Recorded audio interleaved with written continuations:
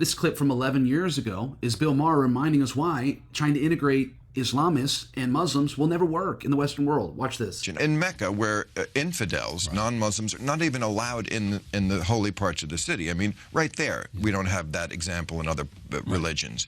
Okay, they do behead people. Now, if they were beheading people in Vatican City, which is the equivalent of Mecca in... Don't you think there'd be a bigger outcry about it? So this is the soft bigotry of low expectations that we have with Muslim people. Yeah. When they do crazy things and believe crazy things, somehow it's just not talked about nearly as much. I do believe that what we see with ISIS is not representative of...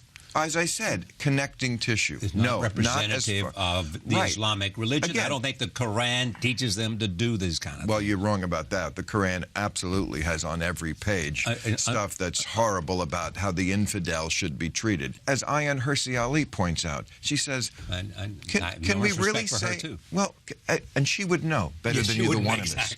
She said, can we really say that women are treated equally in the Muslim world? I mean, their testimony in court is very often counted as half. They need permission to leave the house. They're doing things like making them wear burqas, and I hear liberals say things like, well, they want to. They want to. They've been brainwashed. You know, they don't want... It's like saying a streetwalker wants to do that. Bill Maher nailed it more than a decade ago. When you're dealing with radical, revolutionary Islamists, you're not dealing with just a reasonable human being. You're dealing with someone that's ideologically captured. You're dealing with someone that's brainwashed, like Bill Maher says. And in my opinion, you're dealing with people that are under the influence of an evil spirit that drives them to do savage and brutal things. And yes, as Bill Maher appropriately points out, there is a double standard. There's a completely disingenuousness about the left today that wants to make the both sides argument that just doesn't fly for any reasonable person. And they're doing the same thing once again with comparing Hamas with Israel in Benjamin Netanyahu's government.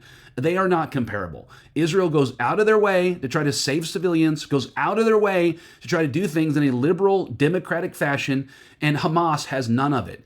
Hamas will continue to grape and to murder and to take hostages and to wreak havoc on the Israeli people until they are dealt with. And in my opinion, this conflict is not going to end until the Western world and Israel is prepared to do what is necessary. And I support them doing what is necessary to put an end to this jihad that these people right across the border keep waging on the Israeli people. For more content to help you with your Christian walk, be sure to follow, like, and subscribe.